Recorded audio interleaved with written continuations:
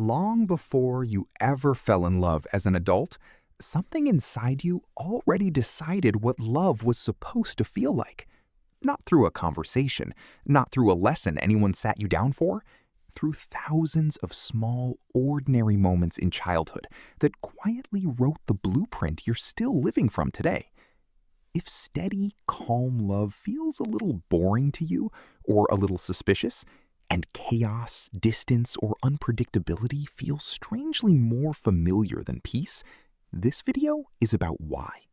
Today, we're going to trace how childhood teaches love and why so many people grow up mistaking anxiety for chemistry. Let's start with what this actually looks like. You meet someone kind, they text back reliably, they remember what you said last week. They're not playing games, not creating drama, just steady and present. And somehow, it feels flat, a little underwhelming. Meanwhile, someone else comes along who runs hot and cold, who keeps you slightly unsure of where you stand, and your whole body lights up around them in a way the kind, steady person never quite managed. You've probably called that feeling chemistry. The nerves, the butterflies, the way you can't stop checking your phone. But chemistry and anxiety often feel identical in the body. The same racing heart, the same tight stomach, the same heightened alertness. It's entirely possible to mistake the second one for the first, especially if your nervous system learned early on that uncertainty is simply what closeness feels like. This shows up in more than one direction.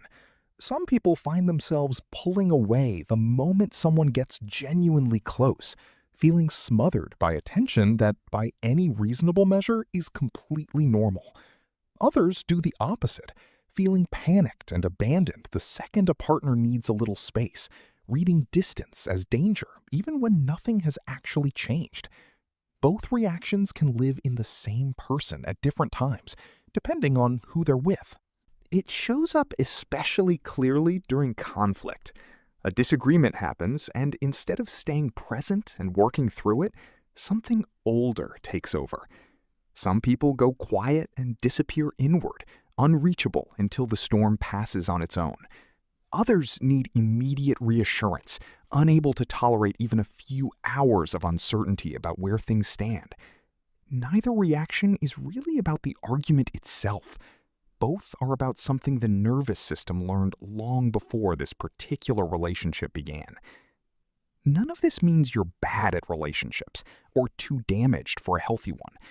What's actually happening traces back to a very specific, very well-studied process, one that started forming years before you ever had a say in it. Psychologists call this attachment, and it starts forming from the very first months of life. Long before language, long before memory in the way you'd normally think of it. A baby cries, and either someone comes, warm and responsive, or no one does. Or someone comes, but unpredictably, sometimes warm, sometimes distracted, sometimes irritated by the crying itself. The baby doesn't understand any of this consciously, but their nervous system is taking careful notes, building a working model of what happens when I need someone. One that will keep running quietly for decades. When that response is consistently warm and reliable, a child learns something simple and enormously important. My needs get met. Closeness is safe. I can relax into connection. That becomes the felt sense of secure love, and it carries forward as an adult baseline, where calm, steady affection actually feels good instead of suspicious. But when the response is inconsistent, sometimes warm, sometimes absent, sometimes overwhelmed, a different lesson gets learned instead. Love is unpredictable. I have to stay alert to keep it. Closeness can disappear without warning. That child grows into an adult whose nervous system treats uncertainty as the normal temperature of intimacy, which is exactly why steady partners can feel oddly unfamiliar, even boring, while unpredictable ones feel like the real thing. And when the response is consistently distant, needs met with irritation or withdrawal rather than warmth, the child learns something else entirely. Needing someone is what causes rejection, so the safest move is to need as little as possible.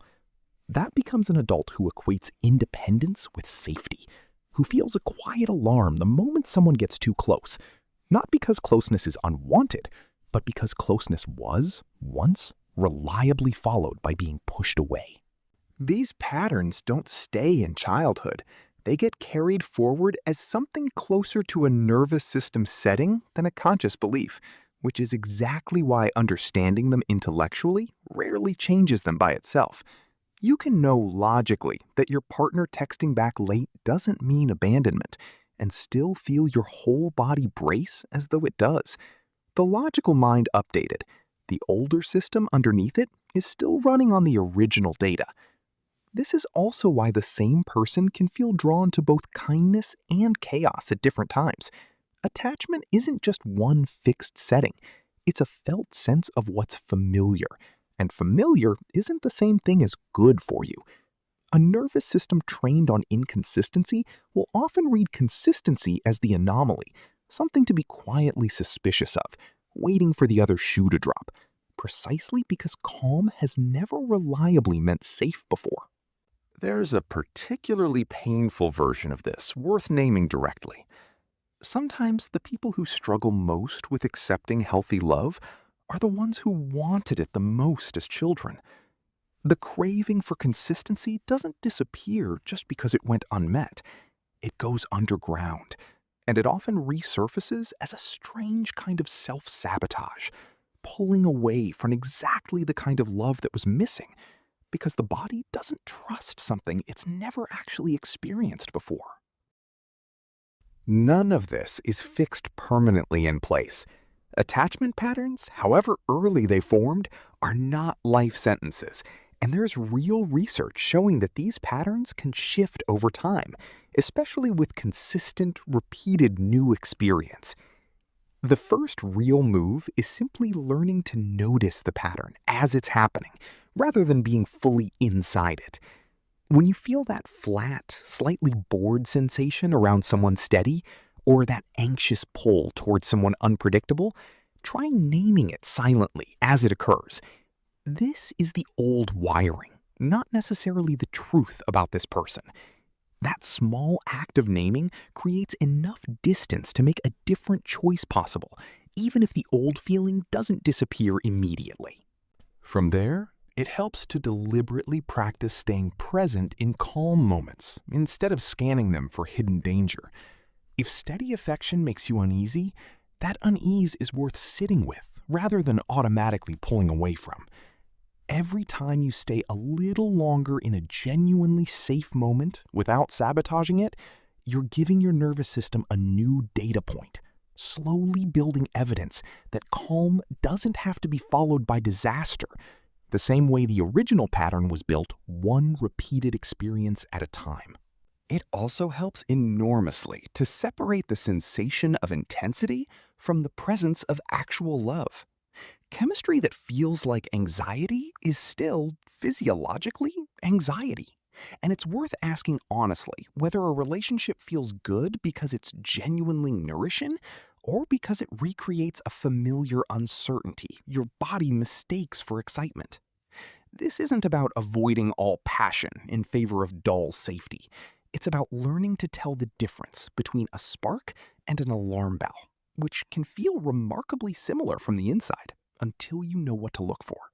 And finally, this work rarely happens in isolation.